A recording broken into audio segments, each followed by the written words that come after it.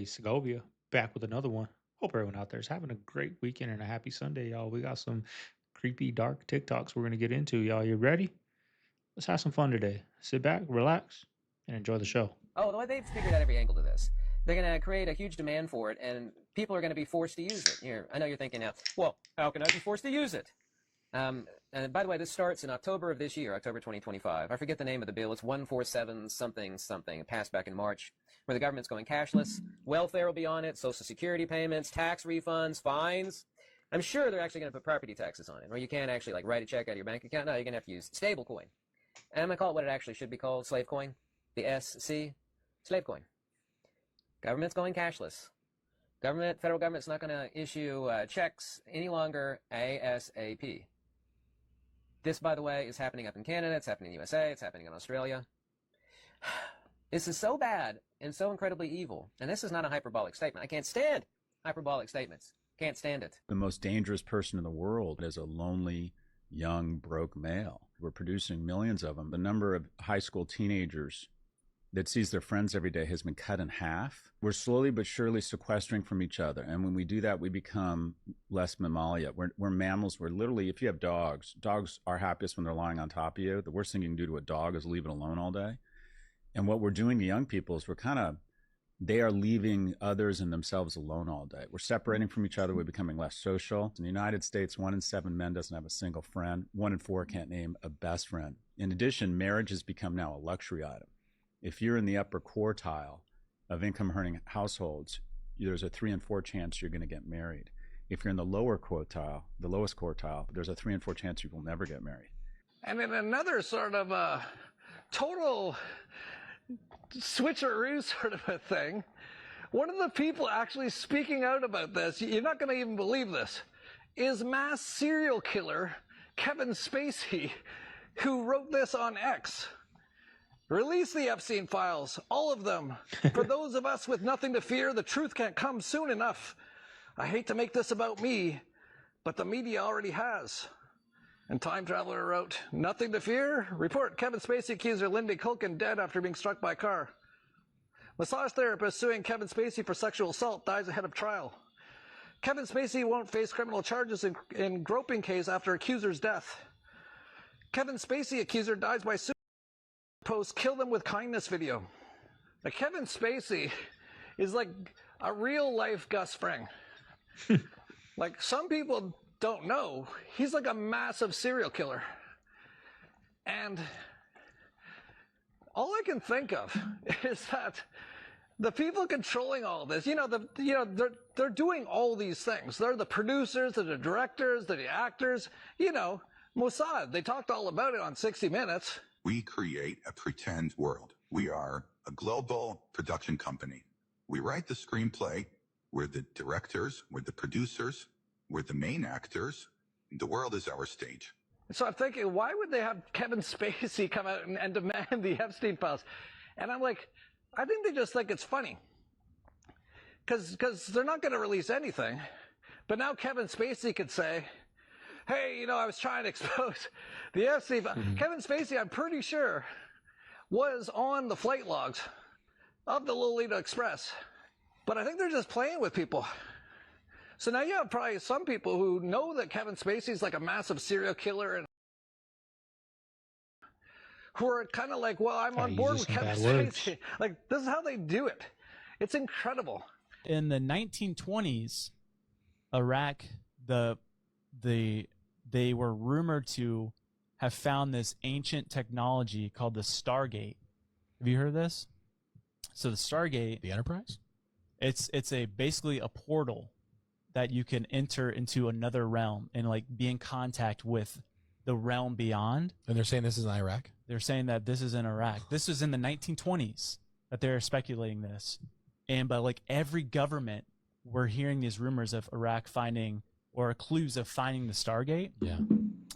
And then in 1941 was the Anglo-Iraq War, and that was between the British and Nazi Germany fighting in Iraq to take control of it. And if we know anything about Hitler, is that he was obsessed with searching with these ancient technologies, ancient artifacts, and like... Which is crazy. Yeah, this was like after they're like, oh, we have the Stargate, and then never found, whatever. Then in the 1980s, Saddam Hussein claimed that he had found the Stargate, and he had all of his researchers figuring out how to use it. And then you have like Desert Storm, and then leading to the Iraq War, the Iraq invasion. Yeah. And it's like, were we after that as well? You know, Dude. like because maybe George Bush wasn't lying about weapons of mass destruction. Yeah, seriously. If you had access to potentially something that would cause mass destruction, something that you could access a different realm. Yeah, we think nuclear when he says that. Yeah. Man. This study will blow your mind. There was a study that was done on rats in the 1950s where they dropped rats into water with no way of getting out.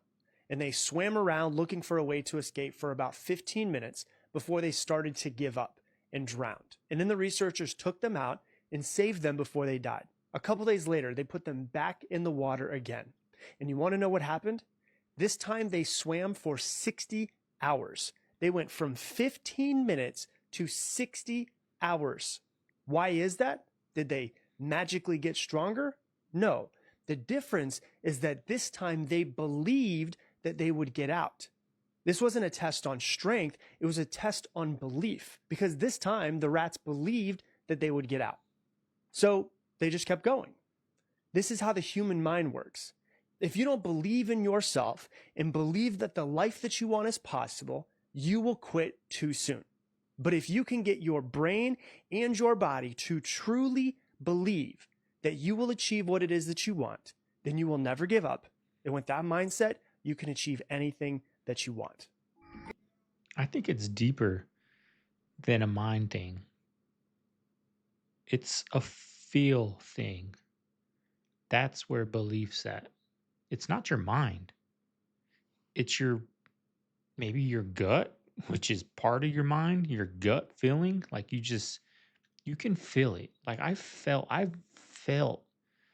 that I don't know what I'm going to do. I've thrown so many things at walls, y'all. I've thrown so many trying to make money throwing things, but I've always known, not up here, in here, in my core, I've known I'm going to make it. I don't know how, but I'm going to. You know what I mean? So it's a feel more than the brain. It ain't the brain, y'all. The brain's going to do everything in its power to not make you think that way. It's the feeling. We are at your local Five Below. You think you're sending your kids in there to buy something fun? Think again. Look at this. A whole Book of the Dead, you guys. Not only that,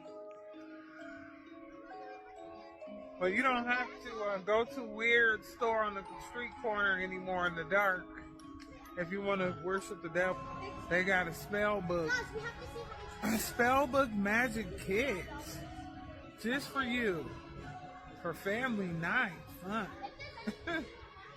Not only that one, but look, they even have Ouija. Look at the Ouija board. Ooh. Ryder, look that Ouija board up. Ouija board. Well, yeah, we don't need to touch the abominable. But yeah. So as parents, we really do need to be watching what our kids are doing. For real. And keep them away. The devil has an agenda, and it's in a pretty sparkly, shiny box.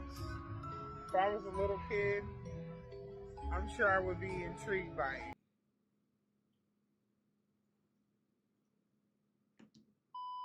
Okay, if you're seeing this right now, this is the end game. About that? We just found out they're about to cut another 100,000 acres of the Amazon rainforest, and if you don't believe me, for the last 20 years, I've been working with the indigenous people of the upper Amazon. We've even been able to protect over 100,000 acres of pristine forest, but there's another 100,000 acres that is up for sale now. So what's going to happen is that international subcontracted companies are going to come in with state-of-the-art bulldozers, and the job description of the people who drive the bulldozers is rompemonte. It means break the forest. Entire worlds are going to burn because that road is going to come through here, and then nothing's going to be the same. This is forest that has been growing since the dawn of time. The uncontacted tribes are living up there the way people were living 10,000 years ago. naked with bows and arrows. They have no idea what's coming for them. We have the proof of concept. We have the knowledge that if you have clean air, clean water, life on Earth comes standard with these things, and then everything else you're interested in can happen. This is a historic opportunity, and I know how crazy it is to take on one's own life mission, saving the Amazon rainforest, but that's what I've done. And I just found out that the hill that I'm going to die on is on this river, and so I'm going to be asking for help, because if we succeed, we save something that's a treasure for all of planet Earth, and if we fail, entire worlds burn. Let's go. So we're taking a look, and it looks like it's about 3.1 billion. It went up a little bit, or a lot. So the 2.7 is now 3.1. I'm not aware of that. Yeah, it just came out. Yeah, I haven't heard that from anybody at the Fed. Yeah, it just came out. Our notes that at about 3.1 as well. 3.1, 3.2. This came from us? Yes. I don't know who does that. You're including the Martin renovation. You just added our entire capital. Yeah, you just added in a third building is what that is. That's a third building. Well, no, but it's a building that's being built. No, it was built 5 years ago. We finished Martin 5 years ago. It's part of the overall work. But it's So not new. One of the world's biggest corporations takes water from poor communities, then sells it back in plastic bottles. And they've been doing it for decades. That company is Nestle. In the early 2000s, Nestle's former CEO, Peter Brabeck, publicly stated, "Water is not a human right, it is a food product. It should be privatized." And that's exactly what he did. In Flint, Michigan, while residents drink toxic, lead-filled water, Nestle was allowed to pump hundreds of thousands of gallons a day from nearby aquifers for just $200 a year. Then they bottled it and sold it nationwide as ice melting at a massive profit. In California, during record-breaking droughts, Nestle was caught pumping millions of gallons from national forests on expired permits. Globally, they've been accused of draining water from drought-stricken villages in Pakistan, exploiting groundwater in Nigeria and Brazil, and fighting against laws that declare water as a public resource. Local communities protest. Nestle sues, lobbies, and outspends them. And in many places, they win. Nestle takes water from the people who need it most and then makes them pay to get it back. It's an atrocity against humanity, but people just call it capitalism. Have you ever had a personal relationship with Donald Trump? What do you mean by personal relationships? Have you socialized with him? Yes, sir. Yes? Yes, sir. Have you ever socialized with Donald Trump in the presence of females under the age of 18? Though I'd like to answer that question, at least today, I'm going to have to assert my 5th, 6th, and 14th Amendment rights, sir. Rapper comes out in an interview saying that the alphabet people can control what they do and what they're attracted to. And he says something interesting in the interview. Check this out. Yeah, of course. But not living that lifestyle. Right? The lifestyle of the colonizer. Being homosexual. Okay, being a homosexual. 100%. God told you it was wrong. Right? So, and again, there's a line in the sand that's drawn. But what about the people that can't control it? What about the people? They can definitely control it because it's not innate. This is why studying psychology is important. Right? If you take a boy, and they did this, but they're not going to, because they search for this truth. You take a boy and you put him in a room and you leave him there. You take a girl and you put her in a room and you leave him there and let them grow up. They've done this test, let them grow up. One grows up masculine, one grows up feminine. When it's uninterrupted. Why is that? Innate. Right. Instinctive. Why do dogs bark? Why do birds chirp? Who teaches the dog how to bark? God. Who teaches the bird how to chirp? God. Who teaches the boy to be a boy? God. Who teaches the girl to be a girl? God. Who reverses the mentality and the roles of both? Man. So he's pretty much saying what's uninterrupted will grow how it's supposed to grow. This was interesting to me because it brought me to Adam and Eve. Eve was interrupted by the serpent. Then we know what happened after that. Also, babies, children, they don't grow up hating each other or hating people for a different skin color. That's developed and put in them. Many different characteristics that are outside of God are put in children when they're growing up. But when uninterrupted, we understand what the true nature is. But even so, coming into agreement with other things, we pray for a rebirth to happen. Hallelujah. And for people to be born again.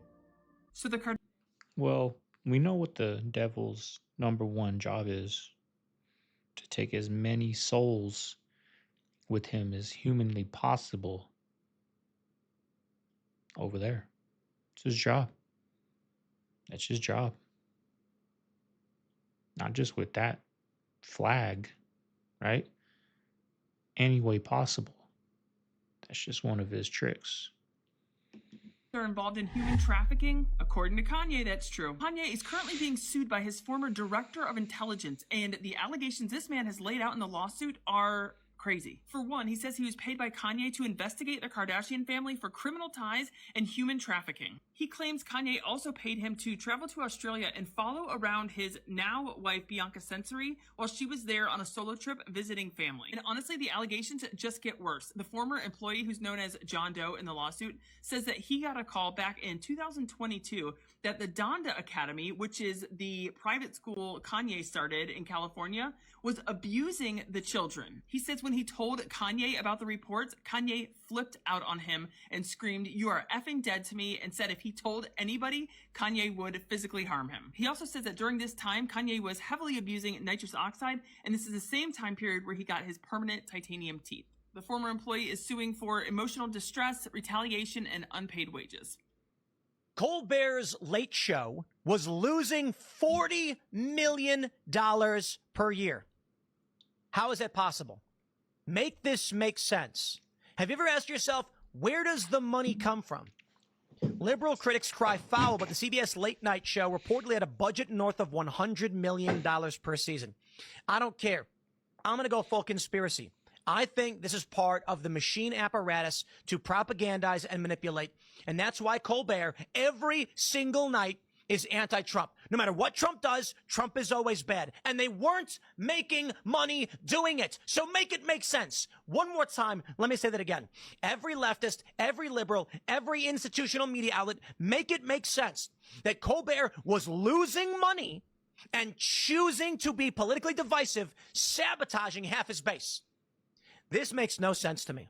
I saw this story, and it makes no sense. Here's how you play it. I run a media company, okay? I know where my money comes from, and we don't lose $40 million a year. That's insane. How do you operate? Who's subsidizing Colbert? It's political.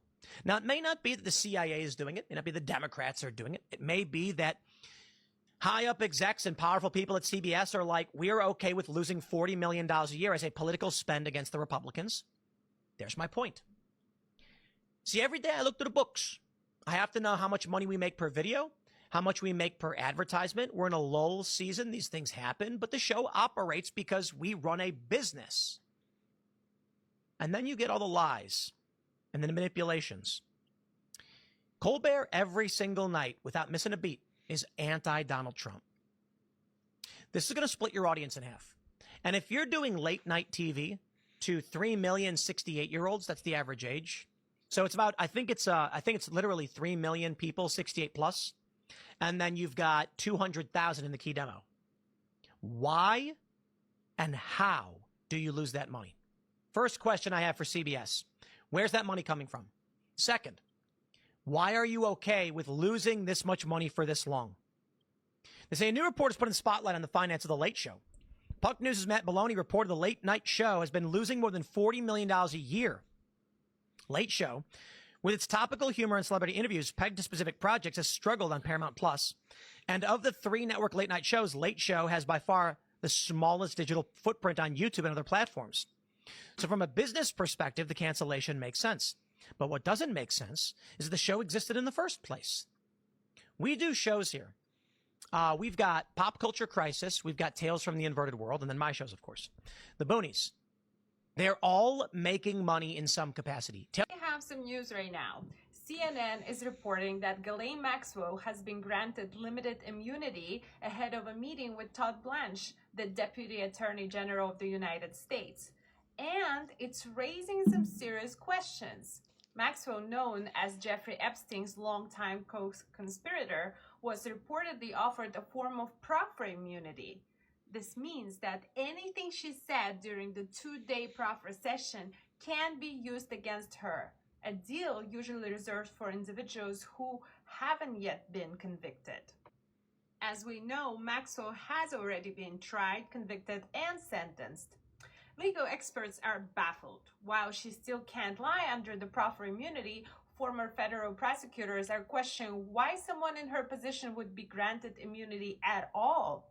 Some are speculating that this could be a calculated move to conceal whatever Maxwell revealed to the DOJ. We don't know. Drop your thoughts in the comments and follow for more updates. I still think it's weird that, you know, the Gates family or Bill Gates owns a lot of the, you know, land in North Dakota. I think that's weird. He owns the majority of the water in the United States. I think that's weird. Whatever. That, you know, weird. This to each his own. This is for informational purpose only. But at the same time, it's just like when you go to the grocery store and you see certain products that are on there that, you know, they spray with a bunch of shit, bunch of pests. The Epstein files are being withheld is not what you think. Sure, it would be easy to think the reason that the federal government isn't releasing the Epstein files is because Trump was friends with Epstein. It'd be easy to think about that, to say that, but that is not what's happening. As it turns out, they have begun the release of these files, and what they found is mind-blowing. What they found, honestly, has rocked me to the core. Now, to suddenly find something that points towards what my barber said being the absolute truth in the Epstein documents, you can understand how that has shaken me a little bit. And it should shake you too. It should shake you up a little bit to know that for years, the United States government has had very advanced technology, that we have been exploring the galaxy, that we have bases on planets that we thought were barren, empty wastelands. There's already a garden city on Mars, apparently. But when I saw that Jeffrey Epstein explored Uranus, I got to tell you, it really blew my mind. Jeffrey Epstein wasn't, let's just say Epstein's island is nothing compared to what Epstein did on Uranus, rather. Epstein is all over Uranus. Epstein apparently spent any time that he was on planet Earth, he was hanging out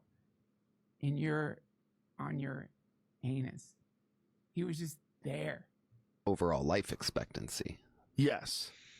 That might be the craziest statistic in the world right now. You've seen this, right? Yes. Since 1930, of course, it goes this way, this way, this way, this way, because you fucking live longer, because fuck technology and medicine.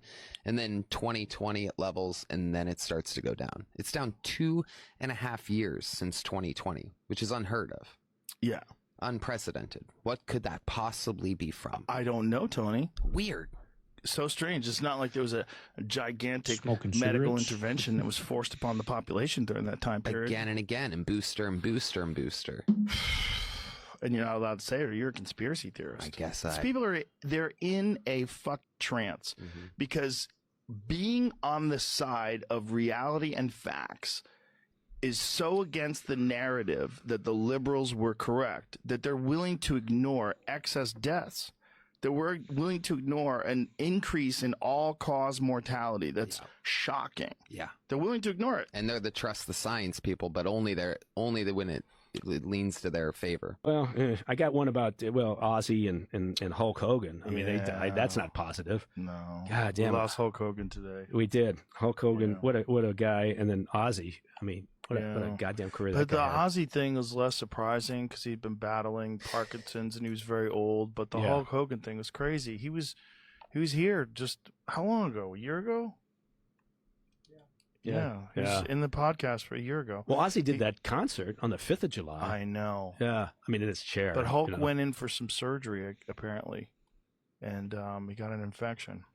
Yeah. I think it was neck or spine surgery or something that he couldn't come back from. But Yeah, and it's all in the same week, and then what? What's his name? Then the other guy, this poor guy. It always happens, right? Malcolm Jamal Warner, the kid from the Cosby Show. He dies, and then nobody thinks about it because we're like the day after Ozzy dies, and then Hulk Hogan guys. They always die in threes. Yeah.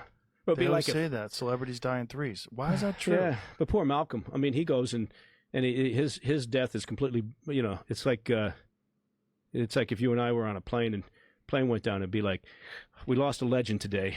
Joe Rogan is gone, along with 240 others, and I'd be like the other.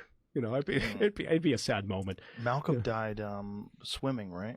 He got caught in the undertow. Yeah. It was a swimming incident in Costa Rica. Yeah. Got pulled out by a riptide. Yeah, I think. Fuck, man. You got to be able to swim, and you got to not fuck with the tides. Yeah. That's scary shit. Keep them away from any screens as long as humanly possible. Oh, shoot. We let our kid watch Miss Rachel, which I don't know if you've heard of Miss Rachel, but she's a speech and language pathologist. He's learned a lot of words from Miss Rachel, and he can point out like a giraffe and a bird and a bear, like when he sees that, those animals at the zoo. And I'm so curious, even in that case where it's purely educational, not all this, big flashy stuff happening on the phone screen, even that is not good. It's not good for them.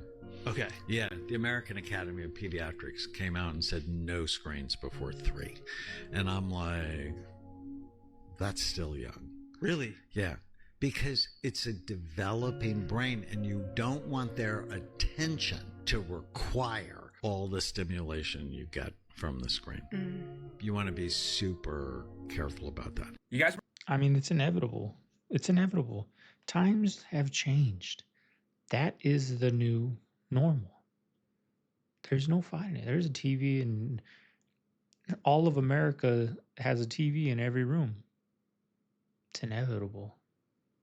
There's no getting away from it. What's worse? TV, watching Miss Rachel, who my son loves, or an unhealthy household with arguing, fighting parents, single household. Pick your poison, right? I know with me, I'm going to try very hard to not have that screen, personal screen. For sure, not going in the bedroom with you when it's bedtime and you can stay up till 10 in the morning. You know what I mean? That's for sure. But you just got to pick your poison, y'all. I mean, I'd much rather have a healthy relationship with my woman, give so much love to this child, and have a screen than no screen at all, but an unhealthy, household. So that's my opinion on it. It's just inevitable now. Times change. They go to school. They don't got textbooks no more. They got tablets. Private equity bankrupted Red Lobster last year. Well, now they want to do the same thing to your 401k. Trump right now is readying an executive order. What's this guy doing over here? 401ks. He's starting to get on my nerves, y'all. Private equity right now, there's a huge bubble. Endowments like Yale and Harvard, they're like dumping their private equity investments at a huge discount. There's a lot of signs of like their impending collapse. And they're right now saying, oh, private equity, if you put in these funds now, you can get 1,000% return. And I'm like, that sounds too good to be true. So these funds are really struggling to deliver the returns. So then they need fresh capital to inject in these funds to keep them alive. It's like kind of like a Ponzi scheme situation. You could see like entire pensions collapse. You could see 401ks collapse as well. To source your news where we source ours, head on over to ground.news/todayish.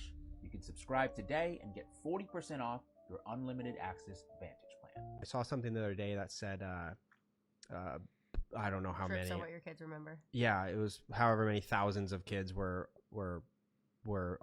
reviewed or whatever, and it was something like 90% of core memories were family trips. Yeah, which is crazy. Because you can which remember it doesn't need to outside be of a your own trip. environment. Hold on, it doesn't need to be a trip to Hawaii. It could literally be Camping.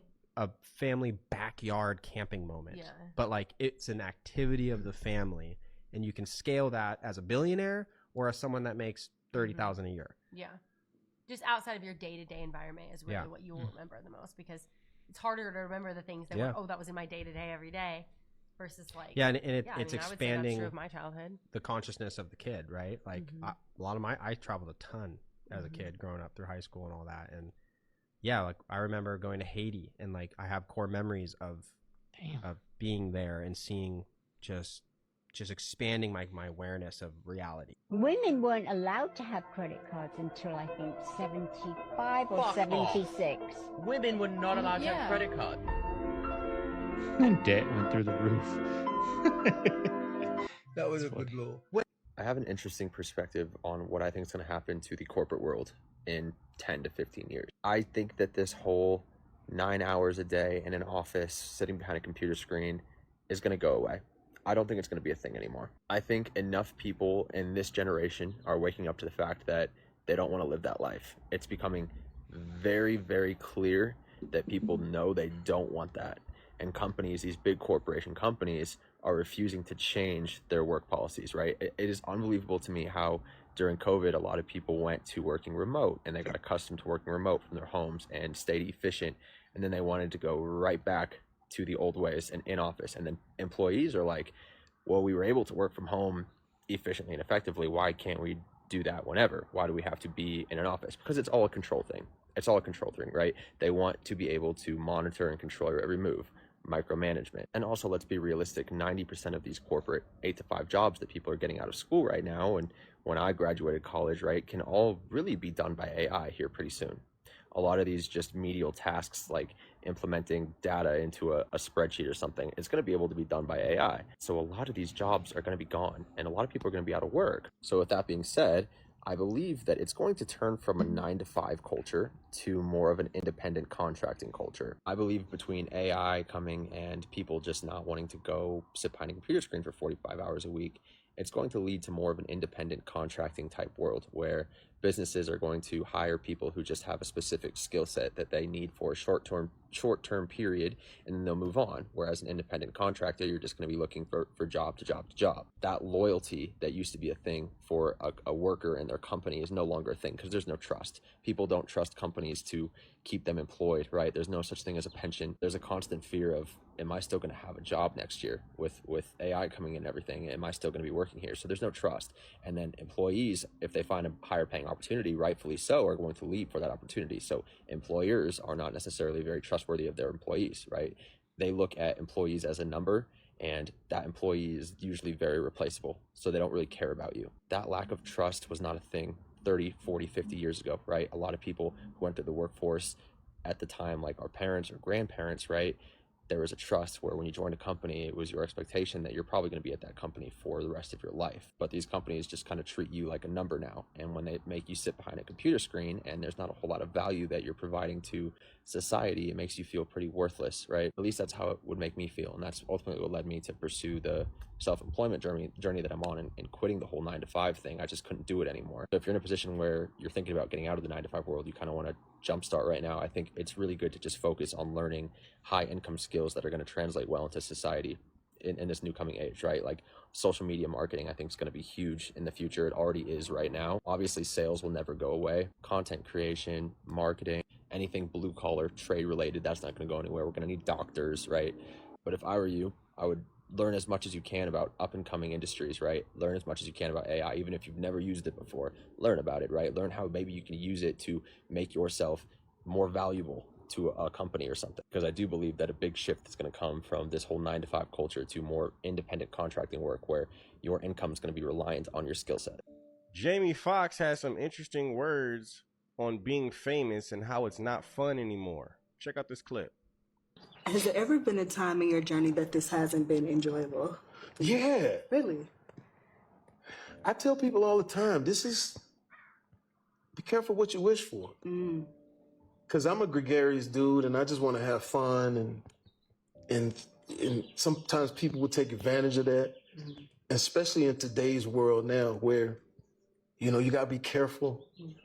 Everything is looked at, everything is scrutinized.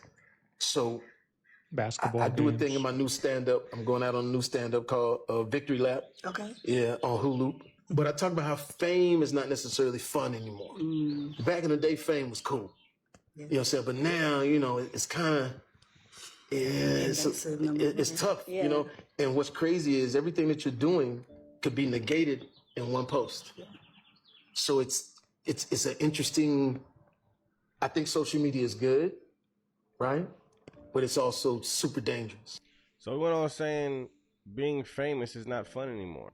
In fact, it could be dangerous. Then he goes into talking about comments and how comments can affect somebody.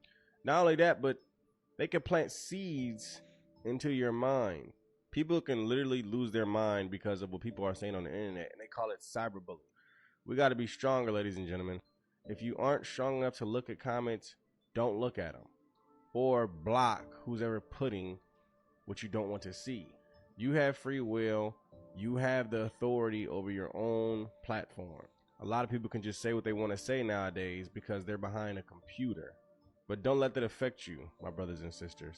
You are a child of God, and you already have the victory within your own mind. Amen? God bless. What's really going on out there in New Mexico, y'all? What is happening?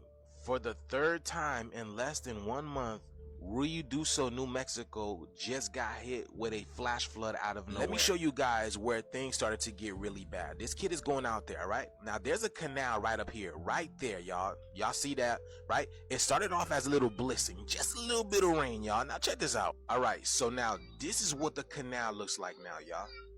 Y'all see that? It's starting to break apart. Look at that. Look at this. Y'all see that now? Y'all notice something? Where's the rain? Where is the rain? Where's this water coming from? Y'all, it gets even crazier. Check this out. There's about to be another push. Watch it. Where's this water coming from? There's about to be another push. You can hear it.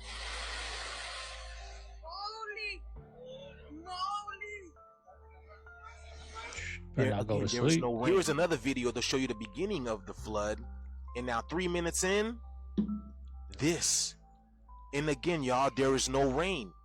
Where is the rain? Where's the wind? Check out what happens to this jewelry store in real time, y'all. There is so much influx of water that everything just pops up to the top. This is crazy, y'all. I've never seen anything like this. Look how much water is coming, y'all. How is this possible? I'm telling y'all, man, this water is coming from under the ground. All this ice is melting. Look at that, y'all. Hold on, there's about to be another. Look, y'all see that? That's crazy. Quick. How much water is still coming in? If you're wondering, did any houses get lost this time? Yes, just like the last one, y'all. I don't know how these houses just keep getting taken down. This is crazy. There's a great change happening within our planet right now, and the big people who are supposed to be in charge. If you're wondering what this is, this is hell that fell from the sky, y'all. This is hell, y'all. Y'all see those big chunks of ice? That's hell. That's crazy. Something major is happening, man. What do you guys think about this video, man? Please like, follow, and share for more videos like this. The shift is here. Y'all see it. Let's continue to get it. Peace in. In 1978, Vatican archives leaked a single document that sent shockwaves through Ohio's state government. Project Sanctum had been operating in Youngstown since 1952, a joint operation between Catholic leadership and state officials. The classified files revealed that 8 and 47 children from Ohio's overcrowded orphanages had been secretly transferred to specialized facilities for what Vatican researchers called spiritual conditioning experiments. These weren't adoptions. They were psychological trials, testing the limits of religious indoctrination on developing minds. Former Ohio Governor James Rhodes personally signed off on each transfer, receiving $50,000 per child from an unnamed Vatican account. The children were told their families had died, then subjected to 16-hour daily prayer sessions, sensory deprivation, and divine revelation procedures involving experimental drugs. Most disturbing, aerial photographs from 1963 show a perfect cross burned into the earth behind the Youngstown facility, visible only from directly above, as if meant for heavenly observation. When families began asking questions in 1979, the facility burned down overnight. I know that I'm not gonna live long, and that's why I put every day, every hour, every minute into building, into growing.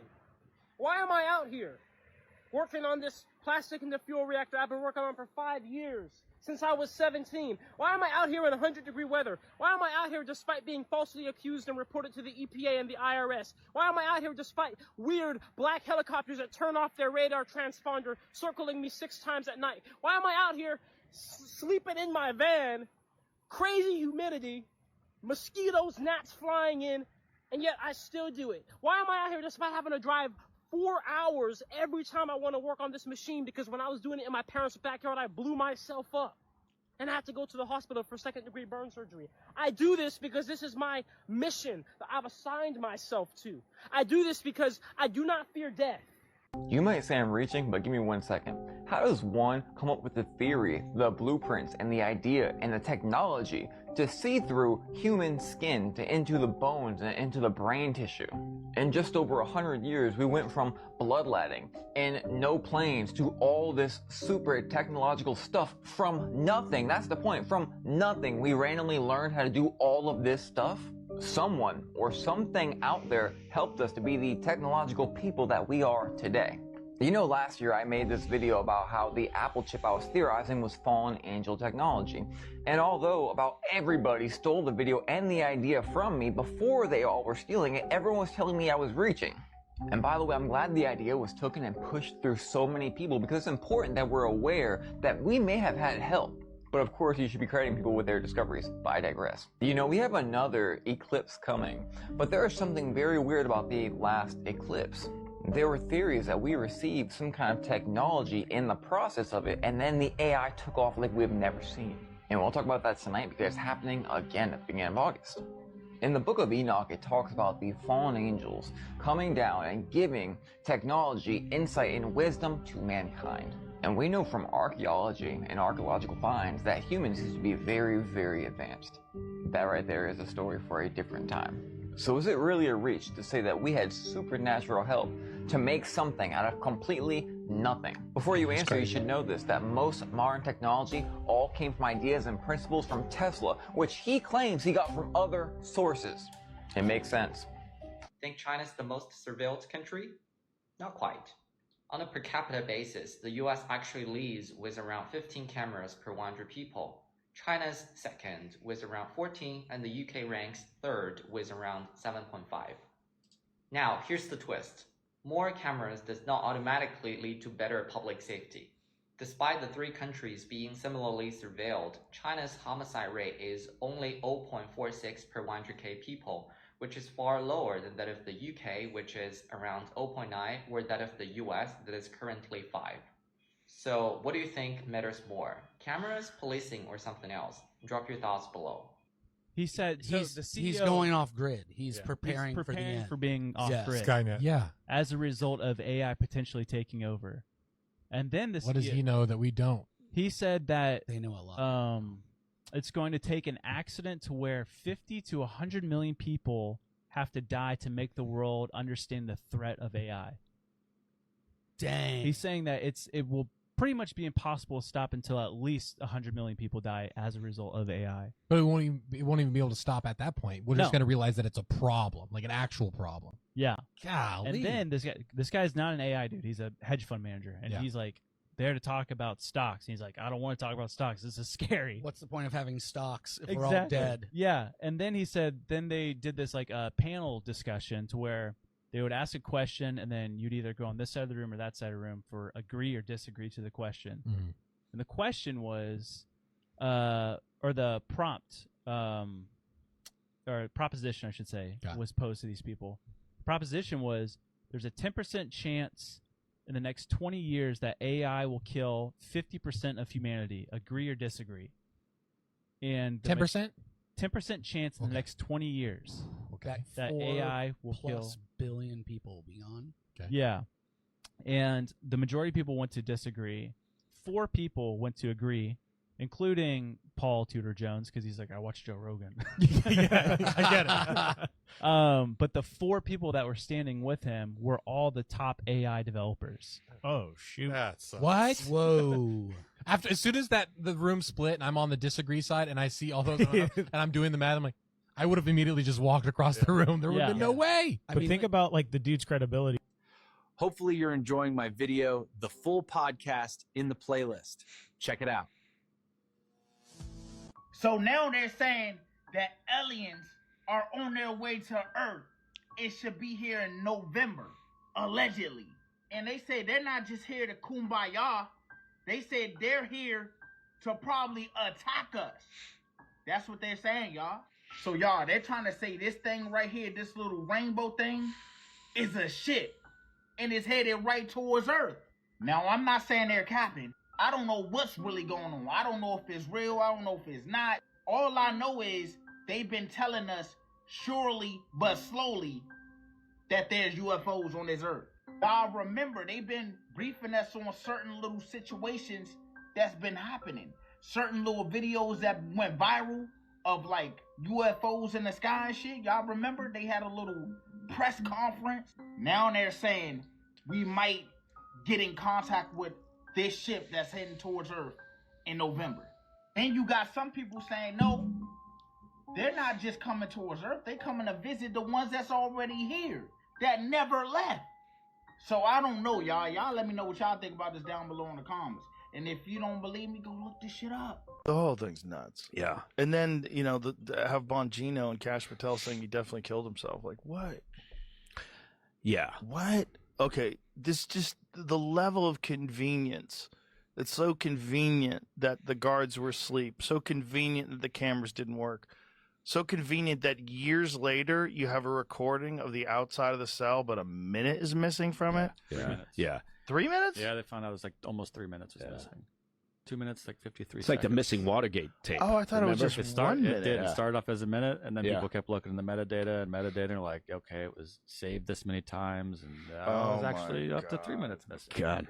Okay. That's plenty of time to kill somebody. 3 minutes is more than enough time. Oh, 3 minutes, you could get a whole bunch of people killed by that. There's this 23-year-old kid named Rafael Perez, and he's out of this airport in Chimalacán, Mexico. And this kid, he's going to fly on his own for the first time. So he takes off at 9:15 a.m. And right away, he notices that it's very foggy. So he really has not really a good sense of where he is. He can't quite find the airport. And so he tries calling in with a radio. He doesn't really hear back from them. It's sort of garbled static. So he takes the yoke and he tries to bank the airplane left, but the airplane doesn't go left. It just continues flying in a straight line. The plane begins to climb, and he's not making the plane climb. The plane is climbing on its own. There was like this huge cloud that he was basically flying into. He can't see anything, and he passes out. He wakes up in the cockpit, has no idea how long he's been asleep for, but he's immediately shocked that, holy cow, I did not crash the plane. He also looks out the window, and there's no more mist or fog. It's actually just the open ocean underneath him. And he looks at his clock and it says 11:30. Took off at 9:15. It's below 3 hours. The amount of time that has transpired that apparently I was asleep for is not enough time for me to arrive over any body of water. In addition to that, he looks at his gas gauge and it's at 3/4 tank. And he knew that not only is that way too high, but he wouldn't have had enough gas to reach any water body. And as he's coming to like, what's happening here, somebody chimes in over the radio and goes, hey, are you there? And he grabs his radio and he's like, hey, I fell asleep in my plane. I don't know where I am. And the guy on the other end, he's like, hey, this is Carlos. Are you alone in your airplane?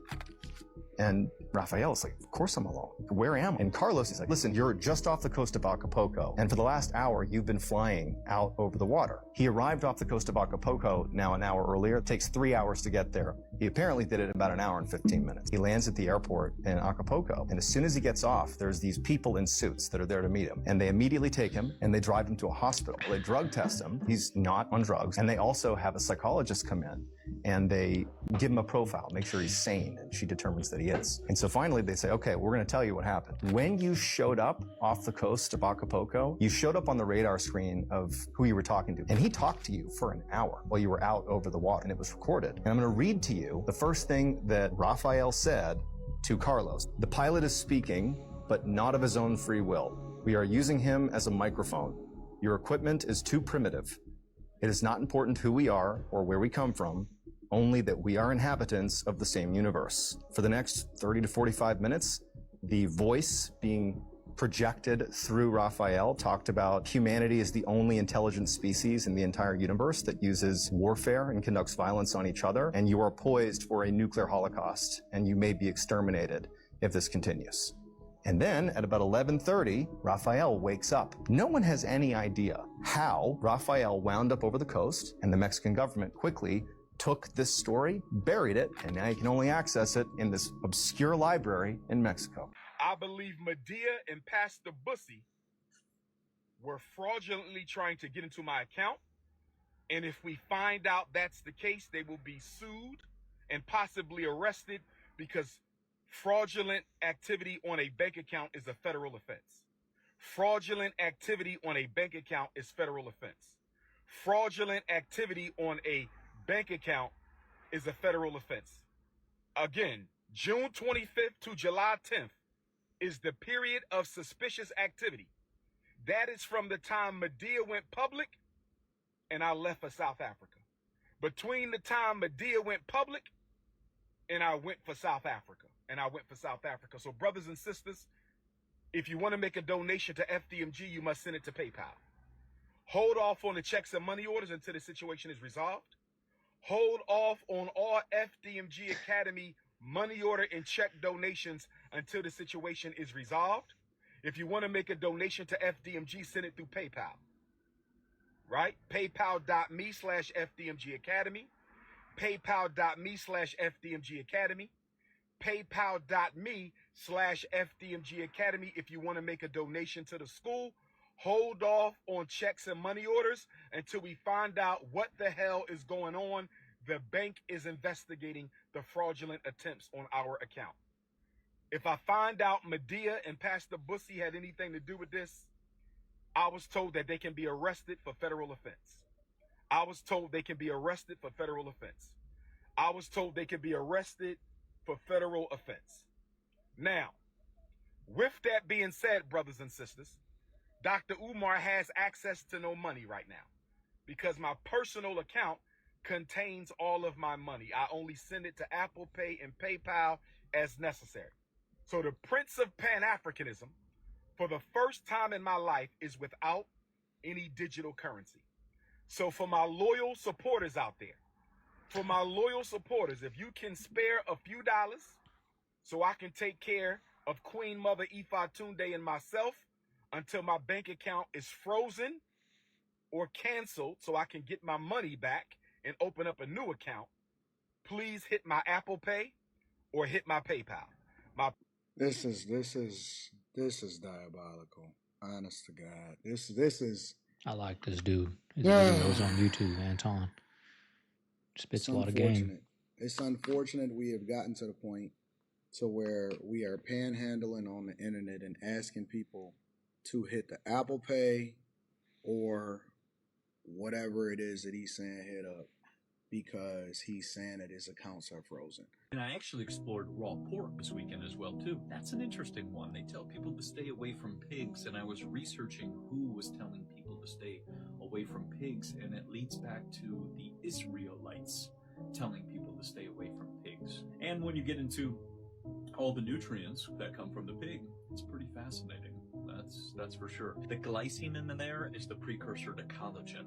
And when you look at lots of cultures who eat pig, basically, their skin is absolutely flawless. So there is a connection here. And then instead they sell you all these toxic, skincare products and all this other garbage. But I was digging into that whole one because that one's such like the don't talk about the pigs and eat the pigs and whatever else. Well, who's telling you to do that? I went down the plant-based world. I went the vegetarian route, the vegan route. I've done it all. I've done carnivore, keto, you name it. You have to wonder who's telling you what. And you have to go with what resonates best with your body. And a lot of times when diets are being pushed onto you all the time, and Bill Gates is backing a lot of this stuff, you kind of might want to ask why you're doing that. And Bill Gates is kind of the culprit I seem to find behind a lot of this stuff, of why people are eating the way that they're eating.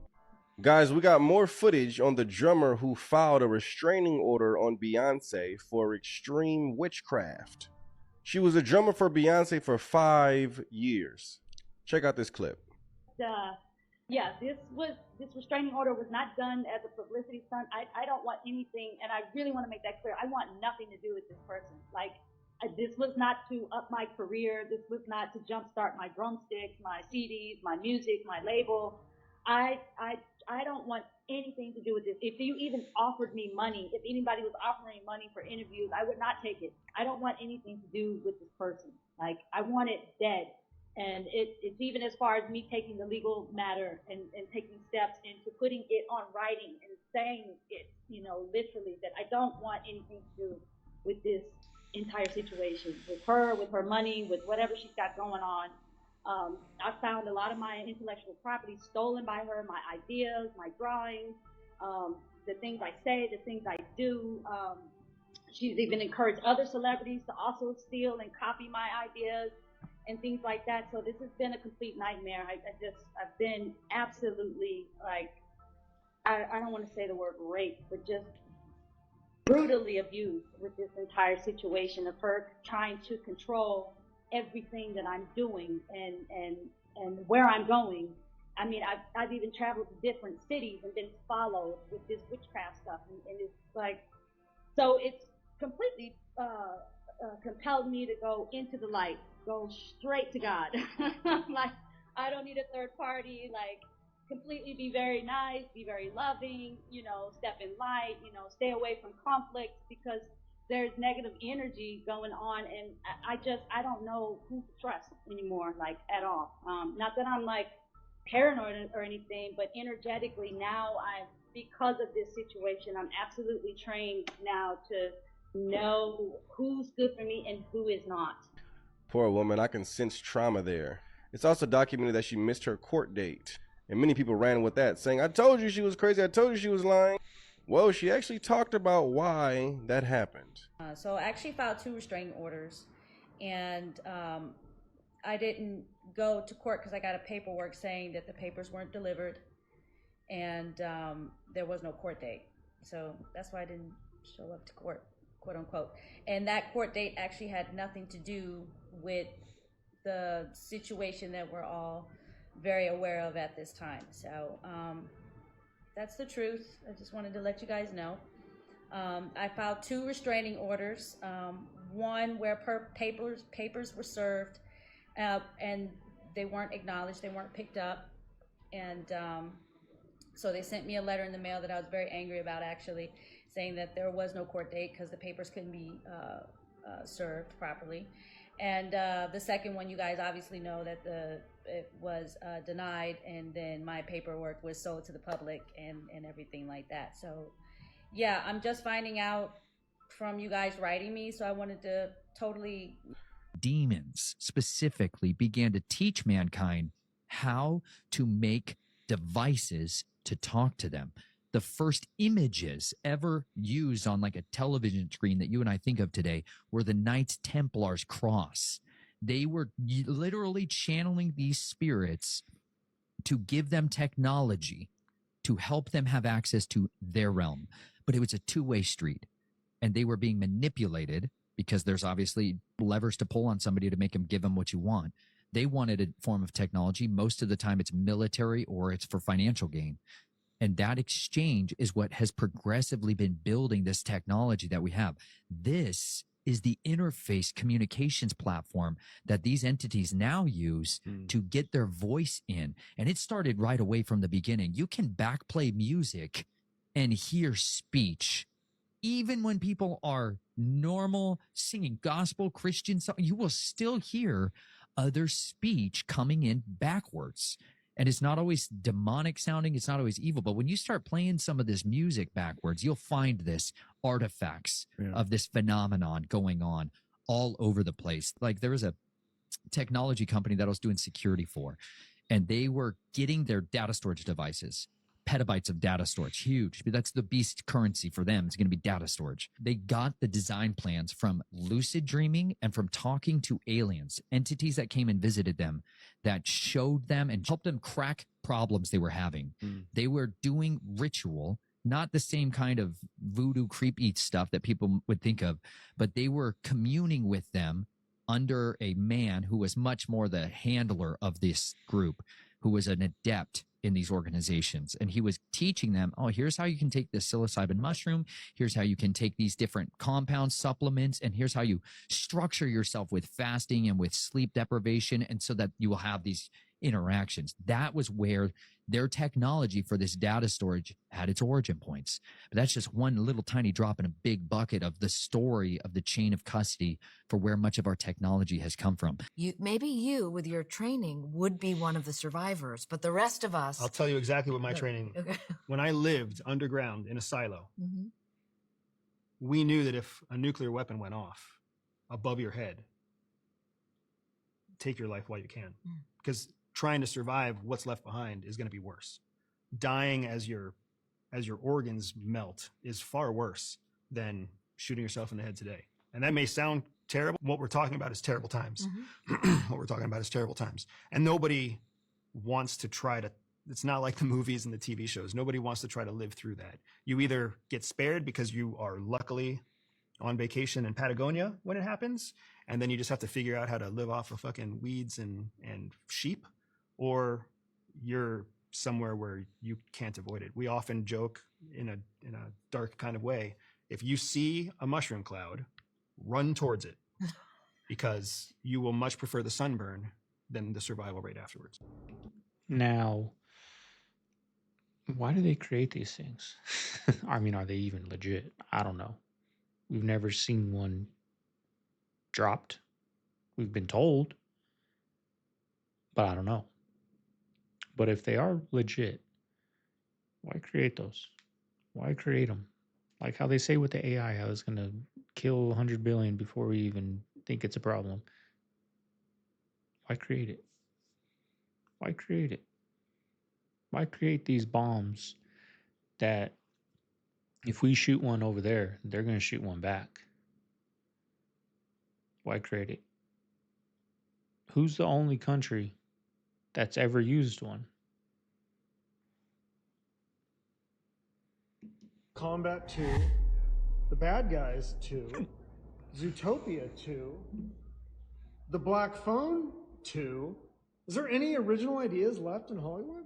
What is going on with airplanes lately? Moments ago, an American Airlines flight burst into flames at Denver International Airport, and the airplane had to deploy its inflatable evacuation emergency slides. And as you can see here, the passengers are scrambling to get off. You can see a lot of children also having to evacuate the plane this way. This looks like it is straight out of a Hollywood movie, but that's not the only weird thing that has happened with planes this week. Yesterday, a Southwest flight that took off from Burbank flying to Las Vegas nosedived 500 feet to avoid a mid-air collision with another plane, and it sent passengers and flight attendants flying, many of which hit the ceiling, and several flight attendants are injured. Both the American Airlines plane and the Southwest plane were Boeing 737 MAX 8s. And just a few days ago, there was an article written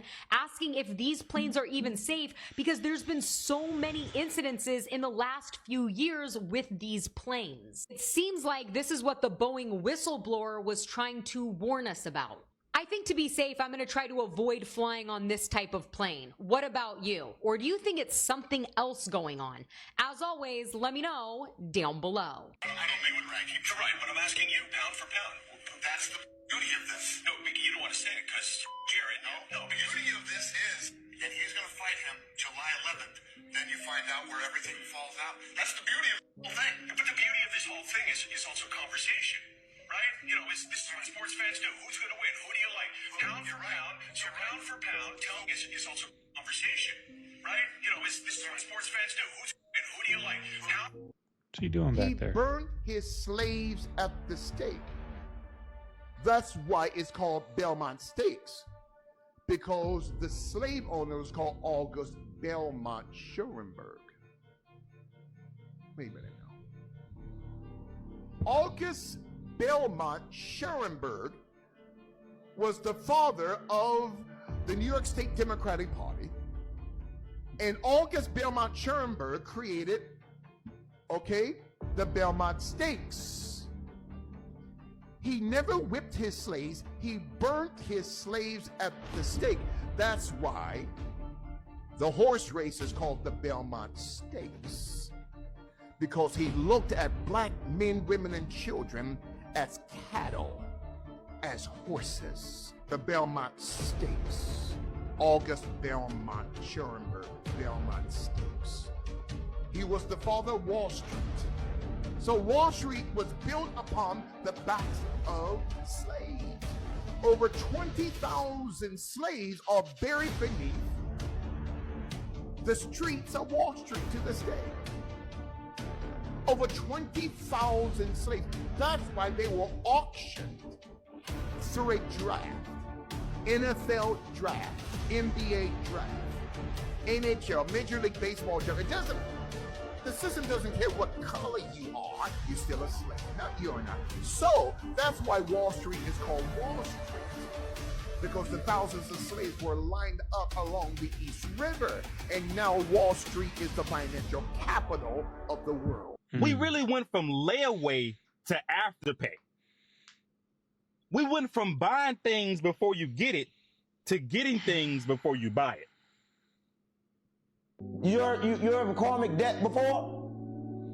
Yes. Karmic debt is when you do something against the universe, it got to come back around on you. Listen, everything that happened to people is internal. I can't do nothing from nobody. Everything that happened to people, they do it to themselves. Right? Because that's how the world works, Capone. It's a boomerang. When you do something, it comes right back at you. So how you gonna blame me for it? Right? You put yourself in the earth. I just kicked away the chair. Okay, what's that? Okay, what's that beep in the background? Ain't nothing beeping. Yeah, I just heard a beep. It sounds like a smoke detector is running low on a battery. The battery full. You didn't hear no beep? Come on, gang, you on crack or meth? All right, we'll see when the interview comes out. It's got this weird. Man, ain't no beep. You high, Capone. Absolute garbage. I'm a massive fan of Adam Sandler. A number of his films from the 90s are still in my favorite comedies of all time list. But while I expected and prepared myself for a bad or a disappointing sequel to one of my favorite Sandler films, somehow this was so much worse than what I feared. Is the movie shot fairly well? Sure. Is there a little mild creativity in trying to blend extreme sports with what many call a boring sport in golf? Sure. Is the soundtrack great and very nostalgic? Absolutely. But even with all that credit given, this is just a film that absolutely fails to recapture any of the magic of the original Happy Gilmore. It kicks off with a shockingly dark plot point that I did not enjoy or appreciate, and every time it reared its head back into the story, while you got a good performance out of Sandler in that moment, showing his dramatic chops, it is total whiplash from the rest of the film. You just had a sight gag about a pigeon taking a shit on a golf ball, and now we're talking about death, depression, and rehab. And if you haven't seen the original film in a while, don't worry, this movie's got you covered, because every single time they go to make a callback reference or revisit a joke from the original film, they prelude it with an entire flashback sequence. Did they honestly think fans of the original forgot who Ben Stiller's character was, or that Chubbs told him that it's all in hips? Most times sequels to classic comedies try to revisit an iconic joke. It absolutely is cringeworthy. When you prelude it with an entire flashback sequence that treats me stupid as a fan of the original, it's 10 times worse. And my God, the amount of cameos in this film. It's like they decided that the Bob Barker bit in the original was the best part of the entire film, so let's just make the entire sequel that. Fun fact, I actually hacked into Netflix and got a copy of the original script of the film. Take a look.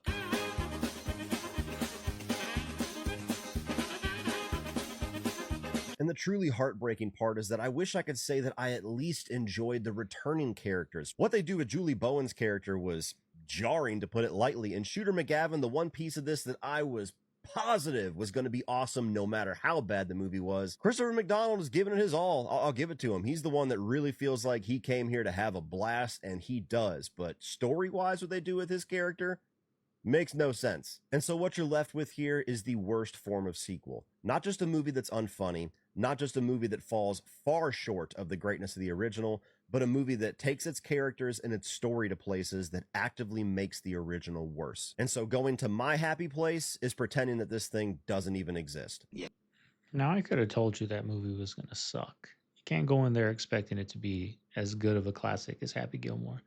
Once I saw they're going to have Eminem, Post Malone, one of the Travis Kelce, all these celebrities, like, these celebrities are so out of touch with the people. Like, we don't want to see that. Like, Happy Gilmore had like one celebrity, which was Bob Barker, who wasn't like an actor. But now they just think, oh, let's put Eminem. We're going to get all of Eminem's fans. Let's put Travis Kelce. We're going to get all Travis Kelce's fans. Let's put Post Malone. We're going to get all his fans. Let's put all these people in here because we're going to get all their fans to watch this movie. And it's just going to be some stupid movie. And people are going to watch it for the celebrity. Like, no, we want to see a good movie. You know, but I haven't seen it. I don't know if I'll ever watch it. I don't have Netflix. I mean, if it's on, I'll watch it maybe. But after seeing that, maybe not. Don't you? No, I don't hate you. I really wanted to be wrong about this one. I really wanted to be surprised by it. I wanted to give all of the hope and all the faith in the world to Adam Sandler that he was at least going to put the best foot forward when he's making a sequel to one of his classic comedies. But this is legitimately one of the worst comedy sequels that I've ever seen. And now all I can do is pray to God that Netflix stays the fuck away from Waterboy and Billy Madison and Big Daddy. And if I hear Wedding Singer 2 get announced, I'm coming at you hard. This whole celebrity idea is eroding. The whole fame idea is eroding. That shit was sold to us, y'all. You got people out here that are human, that are acting every day of their life. They're not even real. They just on NPC shit. Every day they acting. They don't even know the world is a stage, dog. And it's a lot of terrible actors. It's a lot of terrible actors out here. The world is a stage. There's a lot of terrible fucking actors, dog. You ain't lying. You know what I'm saying? I'm just gonna say it. I'm just gonna say it, dog. I'm just gonna say it. I tried to tell Spice beforehand I said it, but the whole idea of celebrity, bro, if you're not a real person and you can't stand on your morals and principles out here, move out the way. You can't stand on any principles and morals out here as a person that's trying to see this world become better, move out the way for the time being. I'm not paying attention to all the, the beefs going on or, Like, he's not lying.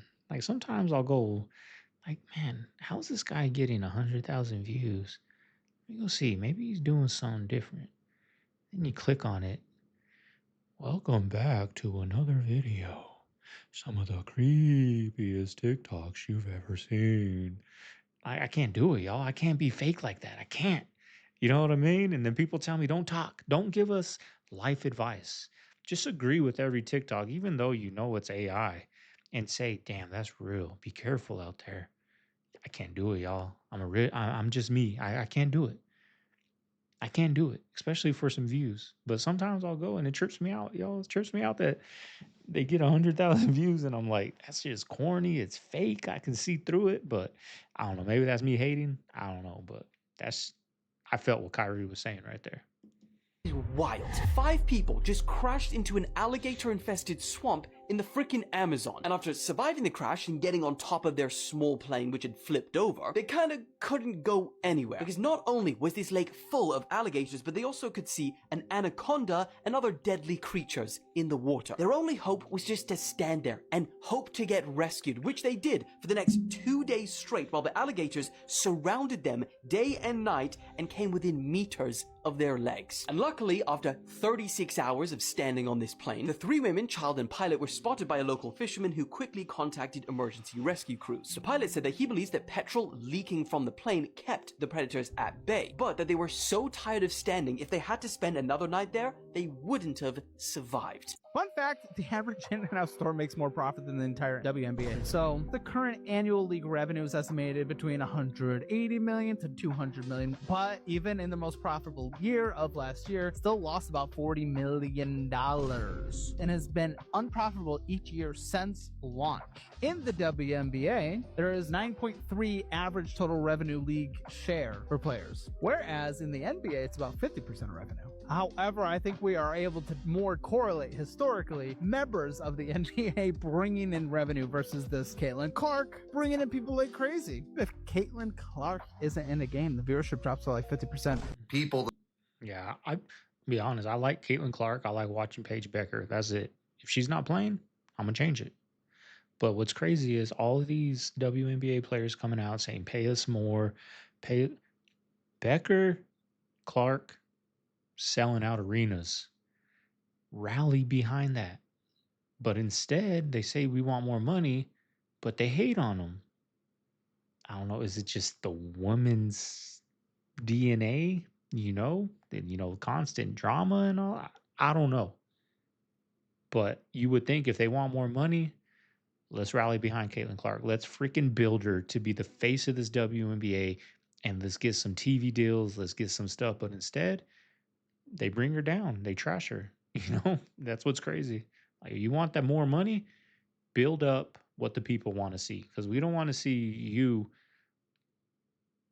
if she's not playing. Plain and simple.